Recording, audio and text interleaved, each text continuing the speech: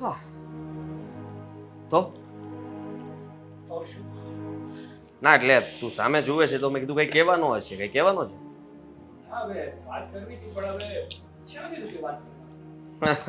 તારી ઈચ્છાઓ તો પણ ગજબ છે હા. તને ક્યારે ઈચ્છા થાય વાત કરવાની, ક્યારેક ન થાય. કમાલનું છે બધું.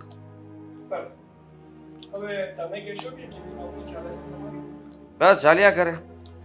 હા ચાલે છે ત્યાં સુધી સારું છે. તું તારી વાત કર ને. અચ્છા બસ બસ બસ બસ બહુ વાતો થઈ ગઈ હો. વરસાદ આવી ગયો. હા લાવો એ લાવો બેન. લાવ.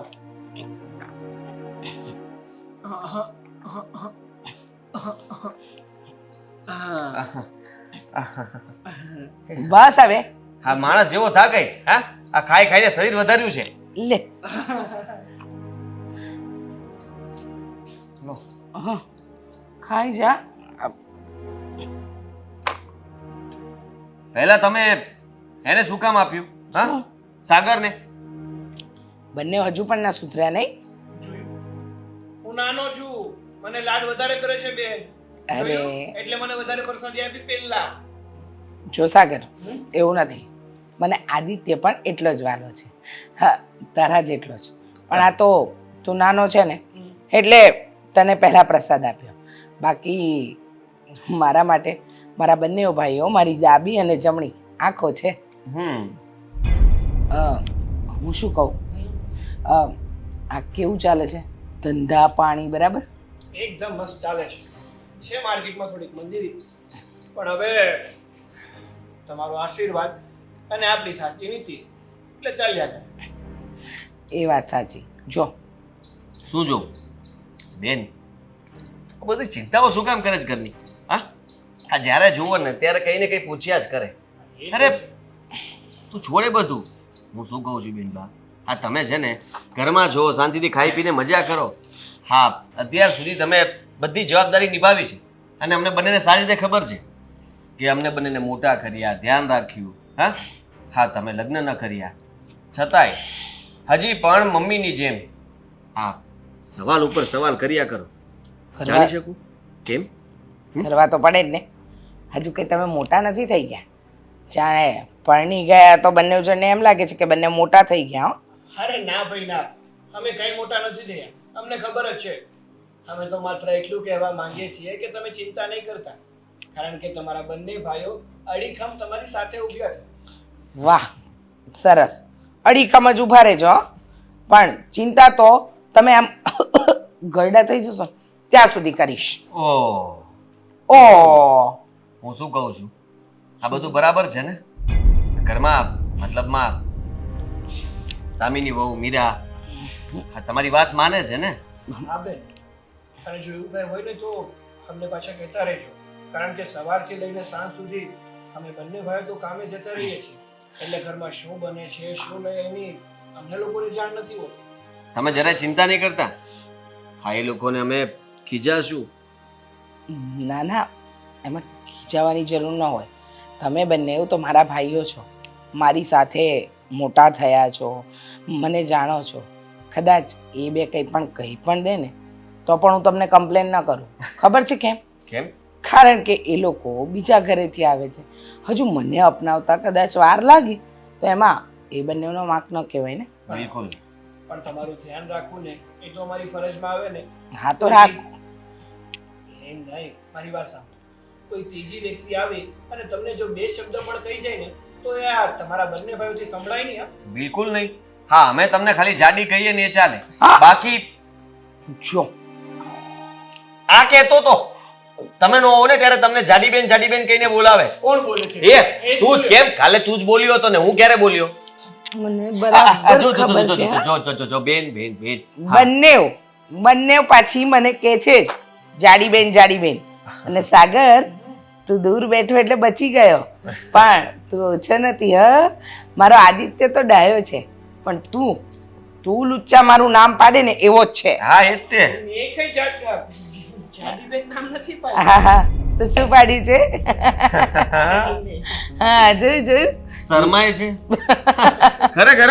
હા શરમાવાની આદત બહુ ખરાબ છે તારી. જો આવું ના ચાલે, આ ગદ્દારી કહેવાય. અરે. આવો. લે અને સાંભળો હા. બંને જણ આ કામમાં ને કામમાં ટિફિન કેમ પાછા ભરેલા ને ભરેલા ઘરે આવે છે? શાંતિથી જમતા હોય તો. પણ સાચું કહીએ ને તો તમારા હાથ જેવો ટેસ્ટ નથી. એવું ન કહેવાય, પણ ચિંતા નહીં કર, મારા હાથ જેવો ટેસ્ટ જોઈતો હશે તો હું બનાવી આપીશ. કઈ જરૂર નથી. હા, કઈ જરૂર નથી. કારણ કે આ ગયા આખો દિવસમાં તમે ઓછું કામ નથી કરતા કે હવે તમારે અમારી રસોઈ પણ બનાવી છે. કીધું ને એને કઈ જરૂર નથી તો શું કામ પાછા તમે નવું કામ માથે લઈ લેશે? અરે છે ને, મીરા કરી લેશે, દામિની બહુ કરી લેશે, એને રસોઈ સારી જ બને છે. એ હા બાબા હા, નહીં કરું બસ. હા હવે શું તમારા કહેવાનું હતું? હા હા તમારા બંનેના ફેવરેટ ઢોકળા બનાવ્યા છે. ઢોકળા? તેના હા જેવા. હા પહેલા હા ટિફિન ભરીને અમે લેતા જશું સાથે, હા પછી ખાઈ લેશું. હા, પણ મને કોઈ ઉતાવળ નથી. થોડાક ટેસ્ટ કરતો છું. હા હા કાઢેલા જ છે રસોડામાં. તો હું જતો રહું છું, તારે આવવું હોય તો ઠીક છે. હા નાનો ઉખડ. છે, બહુ વળતો નહીં. હો હું શું કામ ખીજાવ, એને જેમ મજા આવે એમ કરે. ચાલો હું હવે જાઉં. હા જાવ ને. હા હું શું કહેતો હતો બેન, હા જાન જાટી. લુચ્ચો.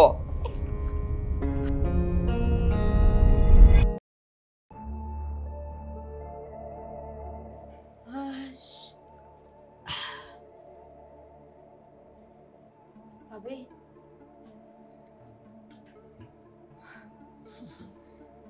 બોલ. શું વિચારતા હતા?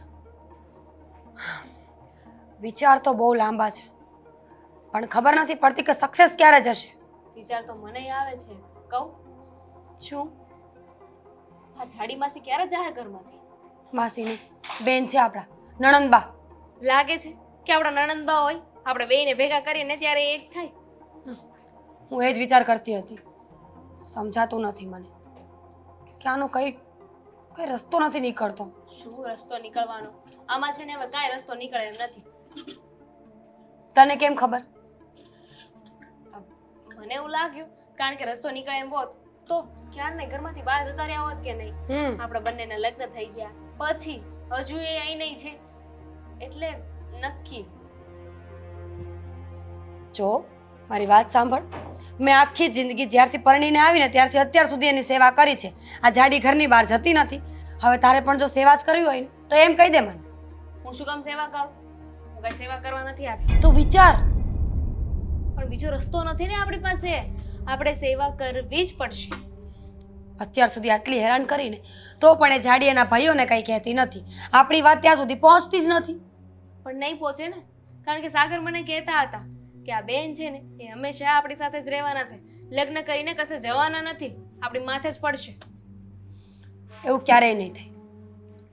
કંઈક ને કંઈક તો એવું કરવું જ પડશે કે આ ઘરમાંથી જાય. તને ખબર છે ત્રણેય ભાઈ બહેન સવારે કેવા હસી હસીને વાતો કરતા હતા, જાણે આપણે બે જ આ ઘરમાં એ લોકોના દુશ્મન છીએ. છીએ ને, આપણે બે તો દુશ્મન છીએ ને. પારકા તો આપણે બંને છીએ. એ ત્રણે તો જન્મજાત સાથે રહેલા કે નહીં? તો શું કામ લગ્ન કર્યા? આપણે કોઈ ફોર્સ નહોતું કર્યું ને કોઈ ભાગીને નથી આવ્યા અહીંયા. ખબર છે, પણ મારા ઉપર રાડો નાખવાથી છે ને જાડી કઈ ઘરની બહાર નહીં વહી જાય. ઓહ સોરી. કંઈક તો વિચારવું પડશે, એવો પ્લાન વિચારવો પડશે કે ના ના મર્ડર નથી કરવાનું. કંઈક એવો તો પ્લાન બનાવવો પડશે જેથી આપણા બંનેની વાત આ બંને ભાઈઓ સુધી પહોંચી જાય. આદિભાઈ એ પણ કંઈ કહેતા નથી. એ શું કહે? એ તો છે જ એના ચમચા. બંને ભાઈઓને એટલી વાલી છે ને કે જો ભૂલે ચૂકે આમથી આમ શબ્દ ગયો ને તો પણ વારો નીકળી જાય. અને મને તો આદત છે આ જાડી કહેવાની. એક દિવસ આદિની સામે બોલાઈ ગયું કે જાડી. ત્યાં તો બાપ રે જે ઝઘડો કર્યો છે 2 કલાક. બહુ ખરાબ. હું તો છે ને બોલતી વખતે બહુ ધ્યાન રાખું. કોઈ દિવસ સાગરની સામે છે ને જાડી ન બોલું. મને ખબર હોય ને કે પછી એનું પરિણામ શું આવે એટલે. પણ હવે આગળ કરવું શું, કઈ રીતે?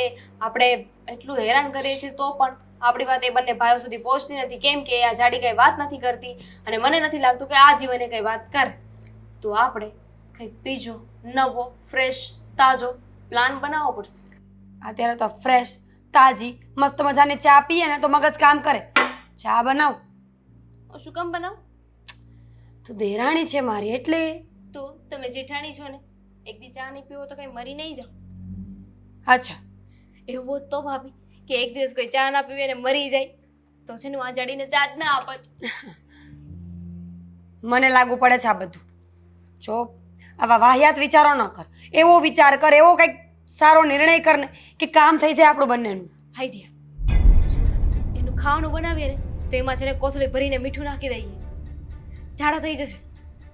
તો એ ઘરની બહાર જશે? એને બાથરૂમમાં નહીં, ઘરની બહાર કાઢવાની છે. હા, તો હવે દોડાવો તમારો ચાલાક મગજનો ઉપયોગ કરો અને કંઈક મસ્તીનો પ્લાન લઈને આવો.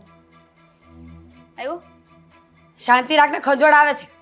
પ્લાન આવશે? થઈ રહ્યું, તમારાથી શેકેલો પાપડ એ નહીં ભાવે. હા તો તું કરી લે. ના ના, તું મને કે શું કરવું છે બોલ. મારી પાસે એટલું મગજ હોત તો મેં તો વિચારી લીધું હોત ને. નથી એટલે તો તમને કહું છું. આવ્યો? હા, એવું ન બને કે અમુક લોકોના અમુક ઉંમર પછી અમુક દેખાવના કારણે પણ લગ્ન થઈ જાય. થઈ જતા હશે, પણ એને ના વાતને શું લેવા દેવા? આ બીજી વાતો બંધ કરો. સાગરભાઈના બીજા લગ્ન કરાવવાની ઈચ્છા છે કે કોઈ સારી પત્ની આ ઘરમાં આવે એમ નહીં અને મને સારી સલાહ આપે. તમે કરો બીજા લગ્ન. સાગરની પાસે શું કામ પડ્યા છો? અમે બંને એકબીજાની સાથે બરાબર છે. મેડ ફોર ઈચ અધર.